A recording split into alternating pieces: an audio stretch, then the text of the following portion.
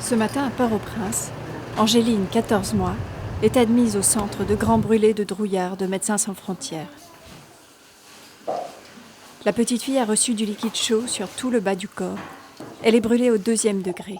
Ok.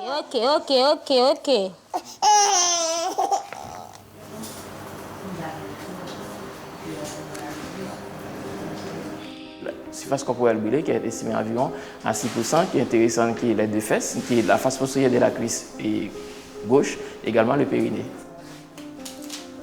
La mère cuisinait, maintenant qu'il y a l'enfant qui bouge dans tous les sens à travers la maison, maintenant qu'il se jette dans la nourriture chaude.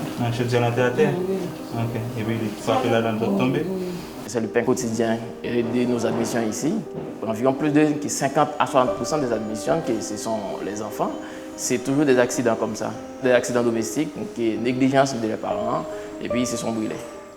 La plupart des grands brûlés admis au centre de Médecins sans frontières sont des enfants.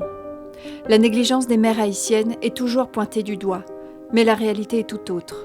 Depuis le séisme de 2010, la population s'entasse à Port-au-Prince dans des conditions de plus en plus exiguës et insalubres. Les mères cuisinent dans un espace de 2 mètres carrés qui sert aussi de salle de jeu aux enfants. Le danger domestique est permanent.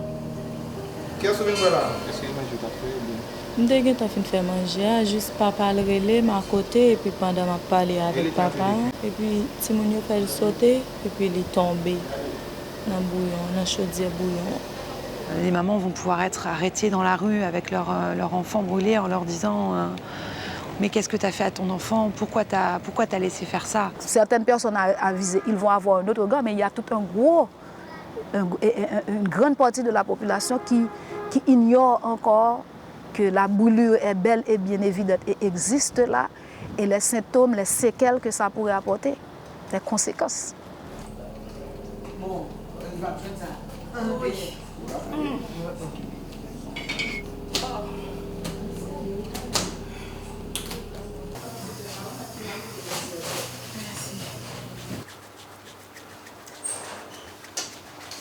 Ben, bon, faut regarder pour vous, non? Quand vous brûlez, non? Mais tout tête. Ok.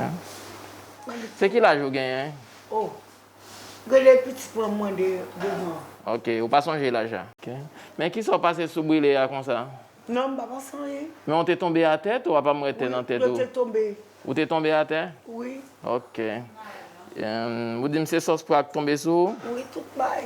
On est la seule structure de brûlure qui existe sur Haïti actuellement pour les 10 millions d'habitants et pour les 10 départements du pays. C'est clair qu'aujourd'hui, ce projet reste un projet très pertinent pour la société haïtienne. On reçoit tellement de grands brûlés qui sont sortis de ce projet.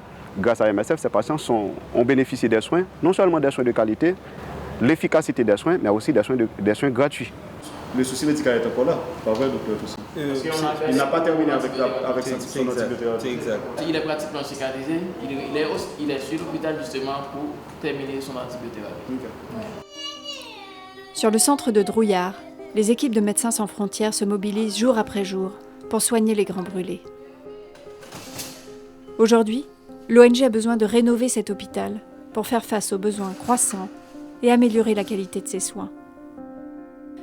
La prise en charge des grands brûlés est lourde et nécessite plus de personnel qu'une traumatologie classique. Il y a non seulement les paramédicaux, les médicaux, il y a la santé mentale qui doit intervenir, il y a aussi le laboratoire qui doit intervenir, plus la physio qui doit intervenir.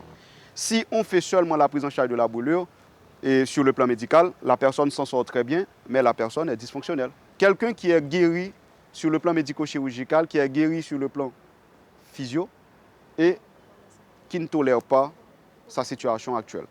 Maintenant, s'ils ont déjà des difficultés sociales et souvent des difficultés socio-économiques, il faut aider à cette personne à reprendre la vie sociale, à s'accepter comme il est aujourd'hui, jusqu'à ce qu'il arrive à mener sa vie confortablement comme avant.